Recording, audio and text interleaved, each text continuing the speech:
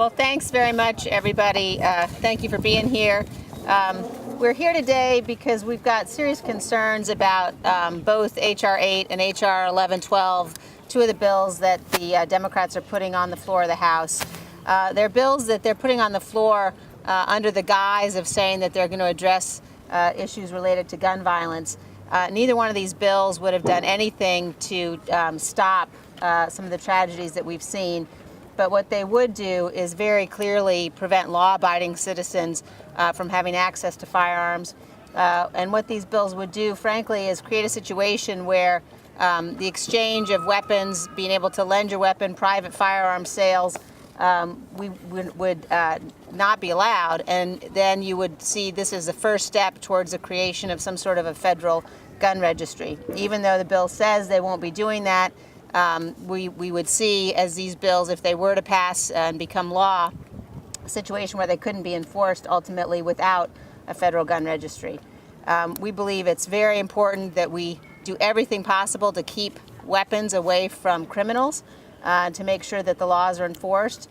But we won't be part of something that prevents law-abiding citizens from having access to firearms, from having access to weapons they need to protect themselves. And we have with us here today a number of American citizens who've been the victim of violent crimes and for whom access to a firearm and restrictions on access to firearms are the kinds of things that clearly have put them in danger, and we do not want to be party to something that's going to leave people unable to protect themselves. A number of my colleagues are here today to speak, as well as a number of citizens. And so I'd like to begin by turning things over to Shayna Lopez-Rivas, who's going to tell you her story and why we think it's so important for women in particular to be able to have access to weapons to protect themselves. Shayna. Thank you. I'm astonished how a few moments from one night could completely change a person's life. For me, that night occurred back in 2014. That morning, a man raped me in a parking garage on campus. I had pepper spray, but he had a knife, and I knew my fight was over the moment he pulled it out. After that vicious attack, I promised myself I would never, ever be a victim again. In keeping my promise, I delved into learning about self-defense and spent thousands of hours training. I have learned a firearm is the best tool personally for self-defense. Had I been armed that night that stole so much from me, I am confident things would have been different. Those who support this bill claim it's about safety. However, this bill is not about safety at all. H.R. 8 will not stop criminals from stealing firearms, getting them on the black market, or buying them through straw purchases. This bill will only make it more difficult and expensive for law-abiding citizens like myself to own firearms.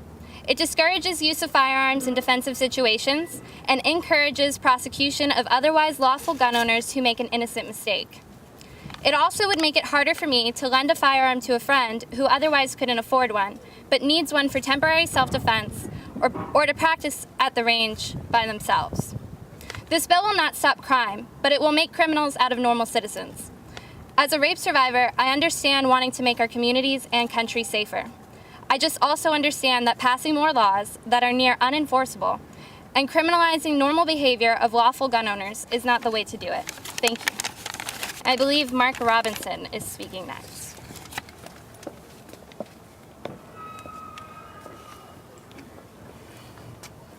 My name is Mark Keith Robinson. April 3rd of last year, I had the opportunity to speak to my city council in Greensboro, North Carolina concerning my gun rights. They were doing much the same as what some of the members of this Congress are trying to do now. They are trying to infringe on my constitutional right to own a firearm. And I'm here today to say to them the same thing that I said to that city council. I do not intend to let it pass without me speaking up. I am absolutely tired, as most law-abiding gun owners are, of having our rights doled out to us and taken away from us in small parcels. It is high time that our rights are as protected as the criminals' rights. Why is it that the criminals don't have to go to the sheriff and ask for permission to defend themselves in court for the crimes they've committed, but I have to go to the sheriff or the FBI to ask for the right to defend myself from criminals? It's absolutely egregious. Our Constitution gives us an absolute right to defend ourselves with firearms, and it should be uninfringed. So I'm here today to stand up against HR 8 and HR 1112 because they're doing exactly what the gun owners in this country have been saying for years, taking our rights away from us one small parcel at a time, and it needs to stop. So to the politicians that are here today that are fighting against these bills, I say thank you.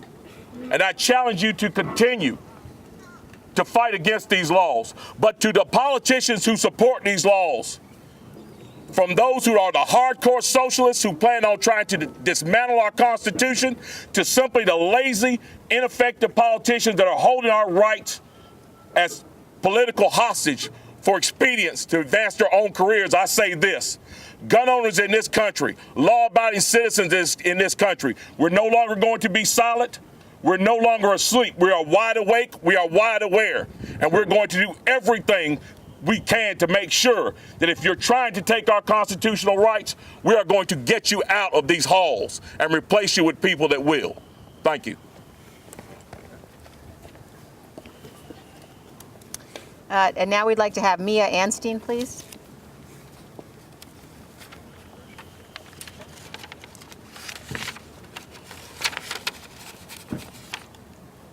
Hello, my name is Mia Anstine, and I am from Southwest Colorado. By way of background, I grew up in a small house along a dirt road beside the San Juan River. My father taught me firearm safety, and he also hunted to put food on our table. Americans today many of them are not as privileged to have the opportunity to hunt or shoot recreationally as I had. Before my family moved to that area in Colorado, my great-grandfather used to visit with my grandma and my great-uncles to take them hunting. He taught them to hunt, they taught my dad to hunt, and he taught me to hunt. Now I teach others. I also help with youth shooting leagues, competition shootings. Some of the competitors, if they don't have firearms, if their families don't own guns, or maybe they don't have a particular gun for a competition, they may have to borrow one. And it really is a joy to watch a young boy or a young girl win a competition with my break action shotgun. It's also a real joy to watch a disabled veteran borrow my shotgun to go tag a wild turkey. This HR 8 bill would criminalize both of those activities and many more.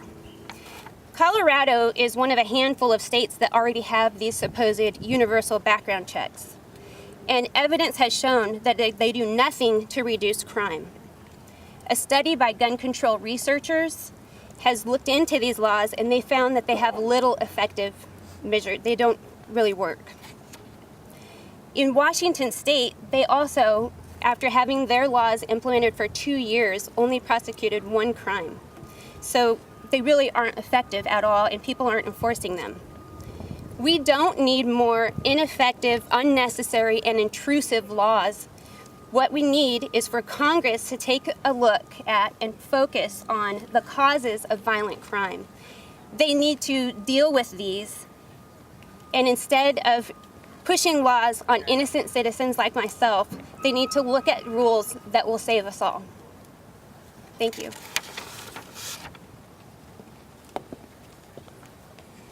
Thank you, Mia. Now I'd like to have Anthony join us. Hello, my name is Anthony Calandro. I own a gun range and a training facility in New Jersey. My business is a place where families, neighbors, professional athletes, and celebrities come to learn how to safely and responsibly use firearms. Now I can tell you, it's not easy being a gun owner in the state of New Jersey. And if Nancy Pelosi gets her wish and the Bipartisan Background Checks Act becomes law, it won't make things any easier for me, especially for us that actually follow the law. What makes it worse is that they know that universal background checks don't work. They haven't worked in California, they haven't worked in Colorado, and they haven't worked in Washington state. That's because nothing in this bill will do anything to stop criminals from acting like criminals. Instead, it treats us, the law-abiding citizens, like the bad guys. And quite frankly, I'm tired of it. I filled out piles of forms and passed dozens of background checks, but apparently that's not enough.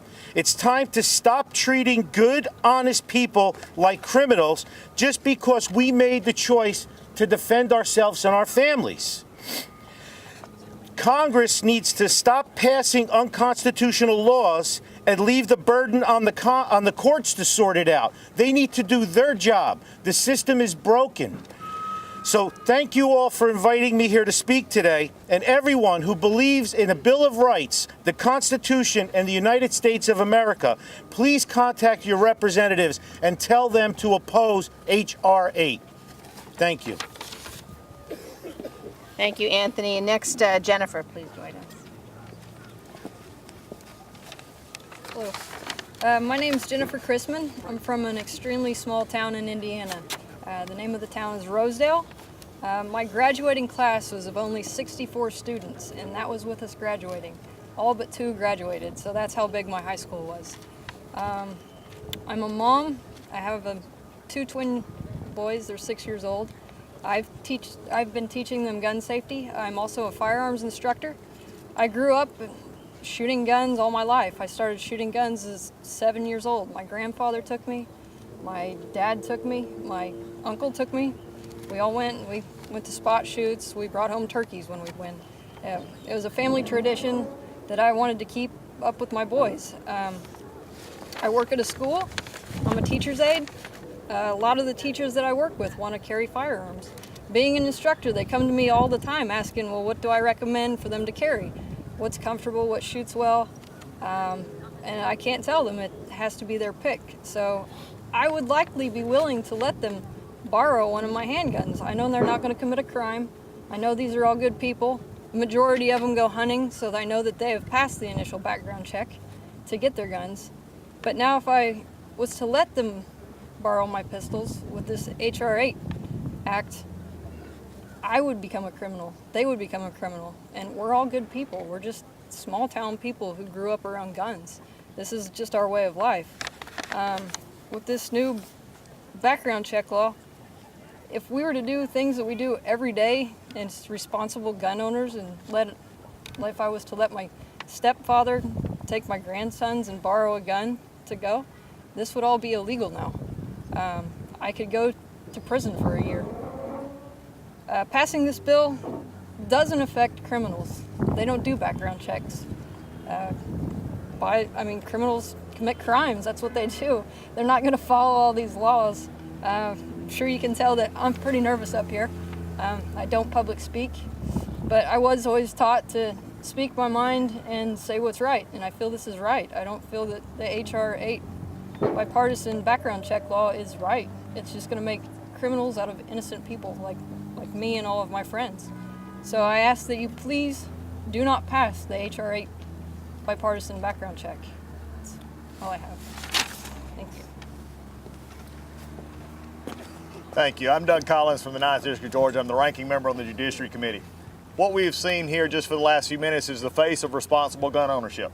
You've seen exactly, though, who this bill actually targets, contrary to what my friends across the aisle have said that their bill is supposed to do.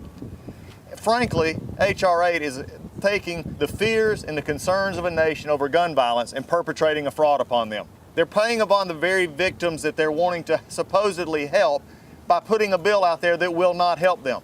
By constantly bringing up the mass violence incidents such as schools and theaters and others, they're saying this will help. The reality is nothing in this bill would have stopped Parkland. Nothing in this bill would have stopped any of the other violence that we have seen coming forward. The problem with this bill is, and now they just exposed it for themselves, is the Obama administration's Department of Justice said if you're going to at least try universal background checks, you have to have a registry. The Gabby Giffords Foundation, who had a witness at our hearing just a couple of weeks ago, on their websites all over said you've got to have a registry, otherwise you can't do it. In fact, when asked about it, they said that is what we would like to see, and ask how this would actually work in practice, could not answer the question. So my question to you is how many times are the Democrats going to bring a bill up pretending to help people when actually knowing full well that they are lying to the very ones they're trying to help. It also makes it unaffordable for those in rural areas and other places because there's no cap on what someone could charge. And in areas where there's no federally licensed firearms dealers, these are problems. So we can pretend with a charade for the next 48 hours saying this will help you, and it will not. Or we can actually take a look at what actually caused this. All the crimes that they will speak of are already, notice what I said, crimes. We have got to do more prosecutions. In the city of Chicago back, I believe, just a few years ago, they had 25 prosecutions for gun crimes. In a year after, they had over 500 murders. When you look at it from that perspective, it's time we actually do something. That's why myself and many others have introduced the Mass Violence Prevention Act, which actually looks at things that would have stopped Parkland by giving us a way to have reported and actually have something followed up on. Actually increasing crimes when they steal from federally licensed firearms dealers to make it attractive for them to do so. And then also continuing this process of adding more people to actually prosecute the crimes that are already on the books. I asked the media here, how many times have you heard it? Here's the solution you're looking for. And it ends up being just another bumper sticker, another broken promise. Add H.R. 8 and add H.R. 1112 to another line of fraud perpetrated by the Democrats on the very ones they claim to help. Thank you. Oh, and with that, the gentleman from Tennessee, Dr. Phil Rowe. Thank you. Thanks, Doug. Thanks very much. I'm here not only as a congressman, but as a veteran of the United States Army to fight for the rights of the brave men and women that protected and risked their lives for all of our rights. This bill would strip away Second Amendment rights for our nation's veterans, the men and women who risked their lives for this and all of our other constitutional rights. It's outrageous that we would take away from them, the veterans, their rights without a hearing in a courtroom. Even a criminal must be convicted in a court of law before their names are added to the nixus list. That's called due process. H.R. 1112's language is ambiguous, vague, and about who would be considered adjudicated with a mental illness, severe developmental disability, or severe emotional inability. It's unclear to me and others if that term means veterans with PTSD, or perhaps veterans with depression, or even a veteran that might seek a benefit for anxiety. Over 1.6 million of our veterans have service-connected adjudications by VA for mental illness, including almost 1 million for PTSD alone, which would mean a lot of veterans could be impacted by this legislation.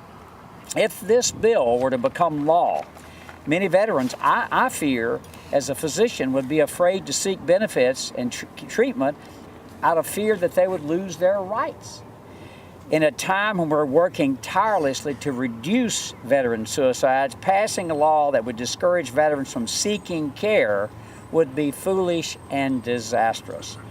All of the Americans who deserve their constitutional rights, and the most deserving are those who fought for this country and protected those rights. We as veterans oppose H.R. 1112. Now I'd like to turn the podium over to Richard Hudson, I think. Thank you. Okay. My name is Richard Hudson. I work for the people of the 8th District of North Carolina. You know, Nancy Pelosi has framed this debate as one between those who care and want to do something about gun violence and those who don't care. That's an unfortunate choice. That's a cynical choice. And indeed, it's factually not true. I believe Democrats care just as much as Republicans do about this scourge of gun violence. We all want to do something to end it. And in fact, if you look at the record, House Republicans have a strong record of doing something. In the last 2 Congresses, we passed 21st Century Cures, which have mental health reforms, which included improving the National Violent Death Reporting System at CDC so we can track these violent deaths to look for commonalities so we can find solutions. We permanently authorized Valor grants that allow law enforcement to train active shooter scenarios. We allow more compassionate communication under HIPAA. We provide increased grant funding for training teachers and EMS so we can identify students in crisis before they reach a breaking point. We've reauthorized programs that help focus on treating children early with emotional distress. These are all things in 21st Century Cures. Just last Congress, we passed the Fix NICS, which directly addressed the tragedy at Sutherland Springs, Texas. We also, in the House, dealt with bump stocks. We also passed the Stop School Violence Act, H.R. 4909, which establishes grant programs for schools to do security improvements. Also, to, again, deal with this mental health issue. House Republicans have a strong record of actually doing something that matters. But Nancy Pelosi says that's not good enough because you have to judge us based on our intentions. Well, let's look at what H.R. 8 would do. It would not have stopped Columbine. It would not have stopped the Virginia Tech shooting. It would not have stopped the Gabby Gifford shooting. It would not have stopped Sandy Hook. It would not have stopped the Navy Yard shooting. It would not have stopped the Charleston Church shooting. H.R. 8 would not have stopped the nightclub shootings and Pulse nightclub. It would not have stopped the San Bernardino shooting. It would not have stopped Sutherland Springs. H.R. 8 would not have stopped the Parkland shooting. This legislation is ineffective. Nancy Pelosi wants you to judge her on her intentions. I say let's look at outcomes. I call on the Democrats to work together with the Republicans to build on the accomplishments we've already made. Let's end gun violence once and for all. And let's do it together because the American people are counting on us. Thank you. And with that, I want to introduce someone who's been a tremendous leader on the Second Amendment, someone who's led the way for the House, our whip, Mr. Steve Scalise. Thank you, Richard. I want to thank everybody here who's standing up in support of the Second Amendment, but specifically standing against these two gun control bills that Nancy Pelosi is bringing to the floor this week. And if you look at these bills, they don't have anything to do with background checks. It's about making criminals out of law-abiding citizens.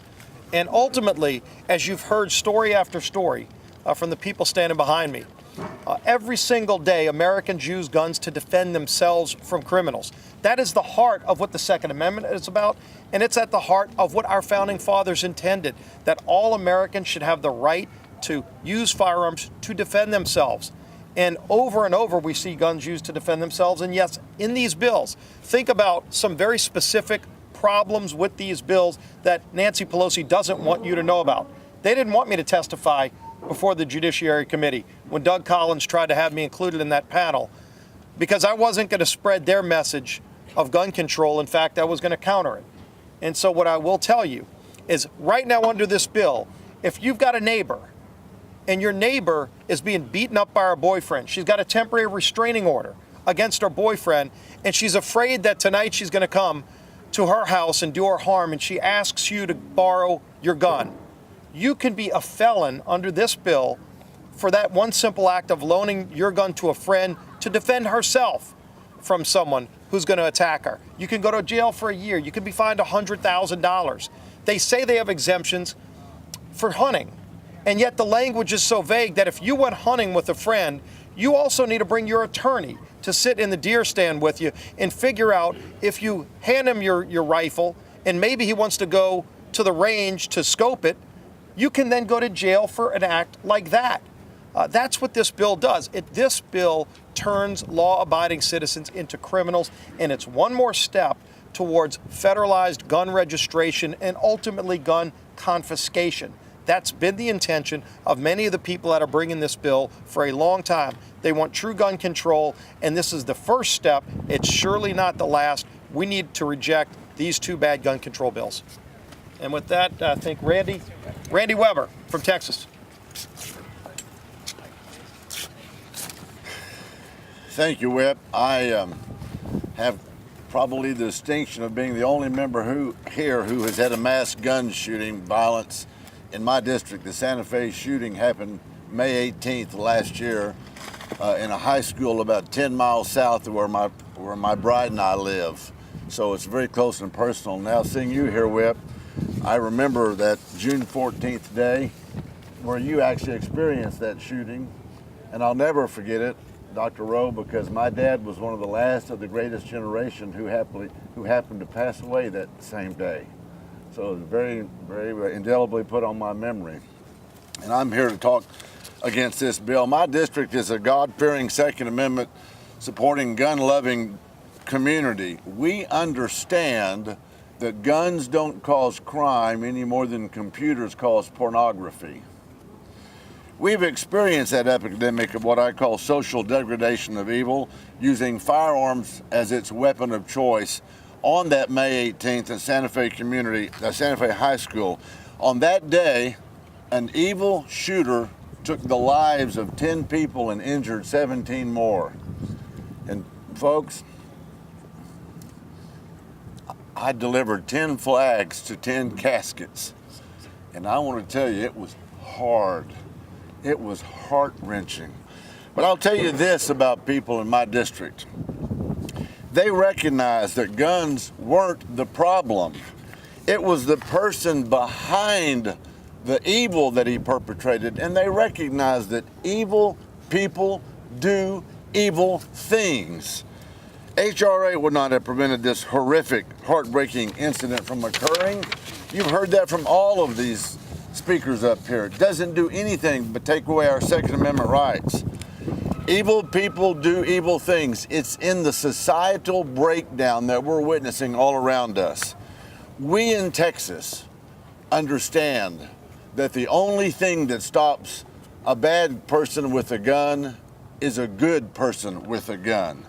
The bill that's going to be brought to the floor doesn't do anything about that. What I call the societal degradation root of our problem, this type of violence, it only makes it harder for law-abiding citizens to practice our God-given unalienable right to keep and bear arms. So we want to protect our families. We want to protect our communities. We don't want to be guilty of violating any of these laws that H.R. 8 and 1112 would put into place. So we recognize that it's our God-given right to have Second Amendment on our side and keep firearms. We're against this bill, and I just can't say that hard enough. Now, I'm gonna turn it over to the guy from Florida, Matt Gaetz. Matt. Thanks, Randy. My name's Matt Gaetz. I'm a Republican on the Judiciary Committee. The Democrats' anti-Second Amendment legislation is repugnant to the Constitution. It lacks common sense, and it fails to protect vulnerable people. It is not common sense to say that if an illegal alien fails a background check, then we wouldn't notify ICE. But when Republicans offered these common sense changes to the Democrats' legislation, they rejected them because they hate ICE so much that they wouldn't even want ICE to know to remove someone from the country who was trying to buy a gun illegally. That highlights that this isn't really about public safety. It's about the bloodlust that Democrats have to take away guns from law-abiding citizens. Their legislation also fails to protect vulnerable people. If someone has gone to a judge and received a protective order to stop an abuser from coming in their proximity, the Democrats' legislation would stop someone from loaning that person a gun if they were in fear of some sort of violence by an abuser. We're going to stand with the law-abiding Americans. We're going to stand with the Constitution. We're going to stand for common sense reforms like depriving illegal aliens of guns when they try to get them. And ultimately, that'll lead to safer communities in a safer country. And I'd now like to invite my colleague, Ted Budd from North Carolina. Just want to thank you all for being here. This is such an important issue. Look, we have to decide whether this is about making ourselves feel better or this is about making our communities safer. We all want our kids. I'm a father to 3 teenagers. We all want our kids to come home at the end of the day. We love our children. We love other people's children that are in schools. We want them to be safe. So let's do legislation that actually helps and doesn't impede on our Second Amendment rights for our fellow citizens. And let's keep that in mind, and let's bring our kids home safely with doing the real work that really keeps our kids safe. Thank you.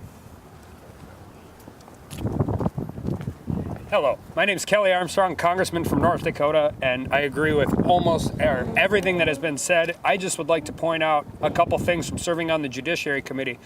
Things that concern my constituents are how we deal with things in communities and this town, forget about the other part of America and rural America and where we live, where we grow the food, raise the cows that feed and power not only this country but the whole world. And this bill has no exemption for farming or ranching. These families and these farms and ranches often operate 100 miles from the closest community, let alone the closest FFL dealer.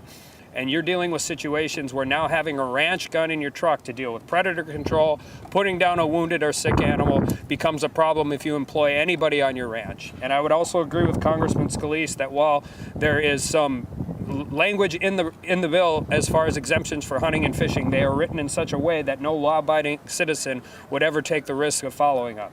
This bill is bad policy, it's terribly written, and it's going to significantly curtail rural America's Second Amendment rights. Thank you. I'm Congressman Greg Stubbe, Florida 17. This universal background check bill will do absolutely nothing to stop gun violence in America. What it will do is infringe upon the rights of millions of Americans who follow the law every single day and their Second Amendment rights. I hail from Florida, and not a single mass shooting in Florida would this bill prevent. The shooter from Parkland had a background check and purchased a firearm. The shooter in the Pulse nightclub had a background check and purchased a firearm. In my district, just weeks ago, there was a shooter who purchased a firearm, went into a bank building, and murdered 5 people in my district. Those women who were murdered in my district didn't have the opportunity to defend themselves because a corporate policy prohibited them from carrying a firearm in defense of themselves and others. So there's nothing that this bill would do to stop the violence in America. It will only infringe upon the rights of law-abiding citizens, and it's the first step that Democrats are taking to take your guns away. Thank you.